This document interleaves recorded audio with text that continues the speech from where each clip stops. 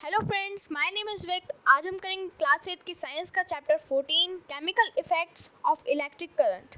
अगर आपने किसी भी मटेरियल को देखा होगा या फिर उसको रब करा होगा, प्लास्टिक या वुड को, तो आपको पता चला होगा कि वो इलेक्ट्रिसिटी कंडक्ट करते हैं। कुछ मटेरियल होते हैं जो इलेक्ट्रिसिटी कंडक्ट करते हैं और कुछ होते हैं जो इलेक्ट्रिसिटी कंडक्ट नहीं करते।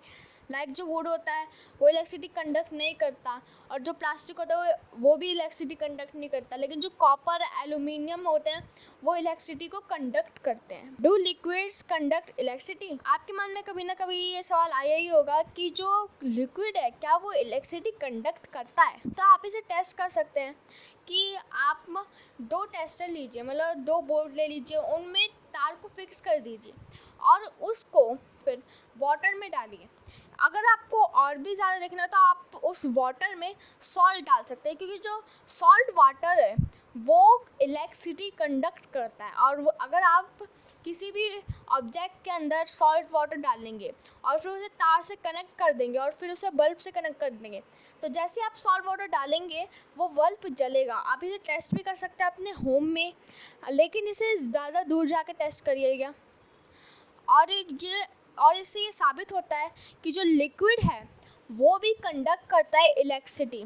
क्योंकि अगर हम एक पूल है, वो पूरा रबर का पूल है, लेकिन अगर उसके अंदर पानी है और उसके अंदर हम बिजली का तार डाल दें तो उस पूरे पानी में बिजली हो जाएगी, और जो उसमें होगा उसको करंट लग जाएगा। तो जो वाटर है वो करता है इलेक्ट्रिसिटी कंडक्ट। और यहाँ पर आपको दिख रहा है कि कैसे आप टेस्ट कर सकते हैं उस चीज़ों को कि जो लिक्विड है वो कंडक्ट करता है इलेक्ट्रिसिटी या नहीं। तो जैसे कि मैंने आपको बोला था कि आप कोई भी आयरन या फिर कोई भी मेटल की जो तार है वो पानी के अंदर डाल सकते हैं। वो लेमन जूस भी हो सकता है, वो वाटर भी हो सकता है, और वो सॉल्ट वाटर भी हो सकता है। ये तीनों क्या है, ये कंडक्ट करते हैं इलेक्ट्रिसिटी को।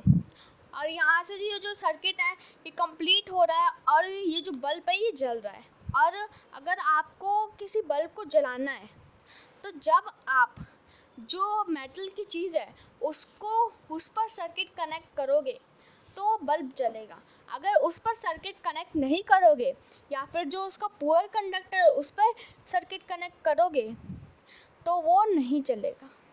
और अगर आप मेटल पर सर्किट कनेक्ट करोगे तो वो जलेगा, क्योंकि वो अलाउ करता है इलेक्ट्रिसिटी को ट्रांसफ़र होने के लिए। Chemical effect of electric current. Chemical effect क्या होता है इलेक्ट्रिक करंट पर? अगर हम किसी सॉल्यूशन को या फिर किसी केमिकल रिएक्शन को अगर हम किसी भी सॉल्यूशन या फिर किसी भी केमिकल रिएक्शन को इलेक्ट्रिसिटी से जोड़ें तो क्या होगा? तो ऐसे ही हमारे एक साइंटिस्ट ने करा था। तो उन्होंने खोज निकाला कि ऐसा जब हम करते हैं, ऐसा कोई सॉल्यूशन मिलाते हैं तो उसमें से बबल गैस बाहर निकलती है। मतलब हमें बबल मिलते हैं देखने के लिए और उसमें से बबल बाहर निकलते हैं। इलेक्ट्रोप्लेटिंग। जब अगर आप किसी भी कोई नई चीज़ लाए होंगे और वो बहुत पुरानी हो गई होगी और बहुत देर की रखी होगी, लाइक साइकिल, कोई गाड़ी, कोई भी गिलास, और जब वो बहुत पुराना हो गया होगा वो उसकी जो बाहर की लेयर है वो पूरी हट ही गई होगी और वो पूरा उसके अंदर में जितना भी मेटल है वो दिख रहा होगा आपको। तो जब लेयर से टकराती है, रब होती है और दूसरी लेयर को हटा देती है, ये जो प्रोसेस है इससे इलेक्ट्रिसिटी बनती है। मतलब मटेरियल जो है वो इलेक्ट्रिसिटी बनाते हैं, इसको हम इलेक्ट्रोप्लेटिंग कहते हैं। और जैसे कि यहाँ पे आपको बहुत सारे सब्सटेंस दिख रहे हैं कि कौन कौन से, ये गाड़ी है, ये गाड़ी भी किसी न किसी मेटल से बनी है और ये भी इलेक्ट्रिसिटी कंडक्ट करती है।